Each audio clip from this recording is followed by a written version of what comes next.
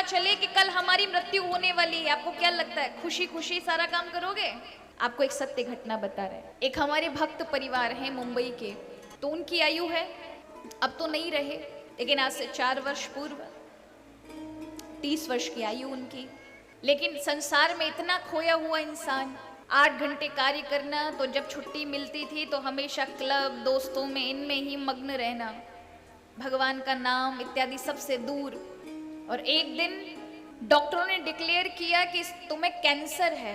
तो उस व्यक्ति को अपने आप वैराग्य हो गया सब संसार से, पत्नी से भी अच्छे से बात ना करना, मित्रों से ना मिलना, क्लब सब बंद हो गए, जाना बंद कर दिया। अब लगा न जाने कितने दिन का जीवन है। हमें फोन किया और कहा कि आप हमको अपने आश्रम बुला लीजिए, हम यहीं बैठ के भजन करेंगे, आप कुछ कृपा करिए, हमारा जीवन बच जाए।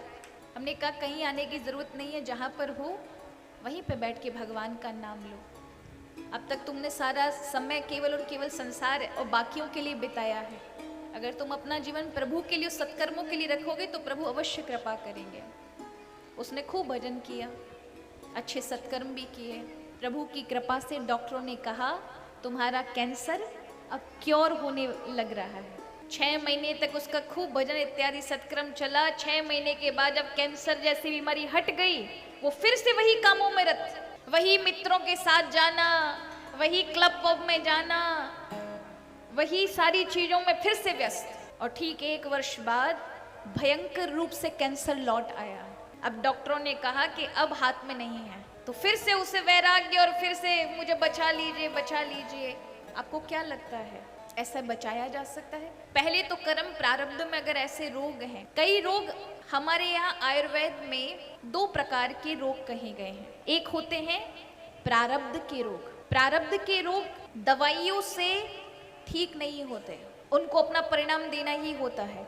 और दूसरे होते हैं आपकी असावधानी से जो चीजें हो गई आपके जीवन में, खान पान पर ज्यादा ध्यान नहीं दिया, उठने बैठने पे अच्छे से ध्यान नहीं दिया, तो जो बीमारी हो जाए तो वो दवाइयों से ठीक हो जाती है। अब वो इतनी तेज उसको कैंसर ने पकड़ा, क्योंकि व्यक्ति अपने जीवन के स्वभाव को नहीं बदलता। जीवन में सुख आने लग जाए तो हम तुरंत भगवान के नाम को, प्रभु के उस सब कृपा को, सबको भूल जाते हैं, अहंकार आने लगता है।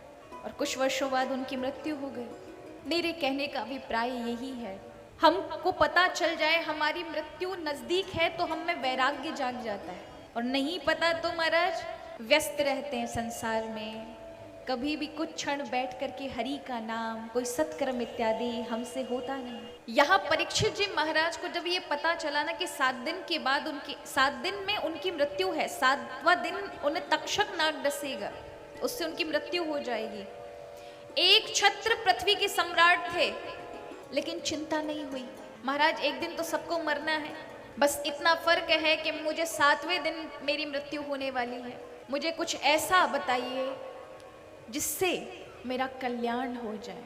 सुखदेव जी महाराज कहते हैं राजन तुम्हें मृत्यु के भय से ऊपर उठना पड़ेगा। ये भय वह कुछ नहीं होता। सृष्टि में आप जहां भी देख रहे हैं, हमको लगता है व्यक्ति मर गया, ये चीजें खत्म हो गई, ये चीजें नष्ट हो गई, कोई खत्म नहीं होता, रूपांतरित होता है। आज जिस व्यक्ति ने हमारा साथ छोड़ा है, वो भले ही शरीर से हमारे समक्ष मृत पड़ा है, लेकिन वो अगले शरीर में रूपांतरित हो गया। वो मरा नहीं, आत्मा कभी मरती नहीं, वो मन और चित्त के साथ मिल करके अगला शरीर तलाश लेती है। इसलिए कुछ भी विनाश नहीं हो रहा, सब रूपांतरित हो जाते हैं। ये कागज है, इस कागज को अगर आप नष्ट करना चाहो तो कैसे नष्ट करोगे?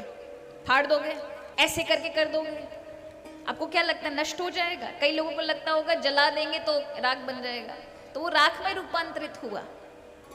कोई भी चीज विनाश नहीं हो सकती। इसलिए बहुत लोग कहते हैं 2025 में 24 में दुनिया खत्म हो जाएगी। कुछ नहीं होने वाला महाराज, हमेशा संसार रूपांतरित होता है लेकिन विनाश नहीं होता, क्योंकि इन सभी के आंतरिक रूप में यदि कोई बैठा है तो अविनाशी बैठा है। 2012 में भी बोल रहे थे 2012 में दुनिया खत्म हो जाएगी, मतलब अब तक आप लोग बैठे हो। 2019 में कोविड आया, 2-3 साल परेशान किया उसने, लेकिन फिर भी जीवन चला। अभी कोविड को तो हमारी वाली जनरेशन ने देखा है, लेकिन इससे 150-200 साल पुरानी ऐसी महामारियां आई हैं जिसमें करोड़ों लाखों संख्या में लोगों ने प्राण त्यागे हैं। पूर्व में तो ऐसे ऐसे अकाल महाराष्ट्र और हमारी इस धरती पर पड़ते थे जिनमें लोग परेशान हो जाते थे। ऐसे ऐसे अकाल पड़े हैं जिसमें दुर्भिक्ष पड़ता था, अन्न नहीं बनता था खेत में, जल की वर्षा नहीं होती थी कई कई वर्षों तक। आज हमें ये सब देखने को नहीं मिलता। पर ऐसा नहीं है कि सृष्टि विनाश हो जाएगी, कुछ विनाश नहीं होने वाला महाराज, रूपांतरित होता रहता है ये जीवन। जैसे एक वृक्ष जो आपको दिखाई पड़ रहा है वो कभी बीज था, उस बीज से वृक्ष की उत्पत्ति हुई और एक दिन उसी वृक्ष पर लगे हुए फल फिर से बीज देंगे और नए से नए वृक्ष बन जाएंगे। यानी बीज फिर से वृक्ष बना, फल से फिर बीज बन गया। इस तरह से बदलते जाते हैं। आपको क्या लगता है सब विनाश हो रहा है? नहीं, परिवर्तन हो रहा है।